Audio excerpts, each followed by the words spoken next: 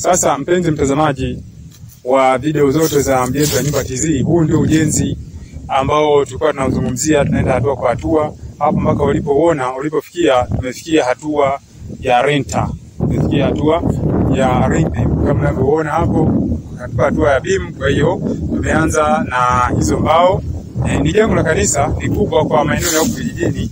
Na ikumbuke kwanza nasema huko ni kijijini kama unavyoweza kuona mpembezoni tu mwa ukuta watu wamelima mahindi. Na sasa ni msimu wa mavuno, kwa sababu muda naoongea ni msimu wa mwezi wa 9. Huku ni kijijini, na hiki kijiji kinaitwa kijiji cha Liamluki, na kuna upepo kweli kweli kwa msimu huu, yani unasikia vizuri. Kwa hili hapa ngoja kuzungushe baadhi ya maeneo uweze kuyaona vizuri.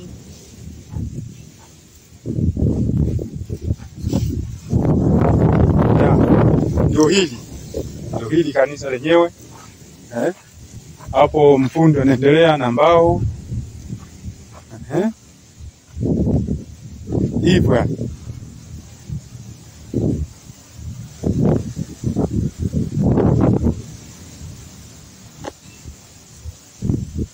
Nadhani mwenyewe unaendelea kuona kile kitu ambacho kinaweza kuendelea hapa. Na hili kanisa ambalo linajengwa linaongezwa, sio kama hamna makanisa mengine, hapana. Lipo hili ambalo kwa sasa linaonekana ni kanisa dogo.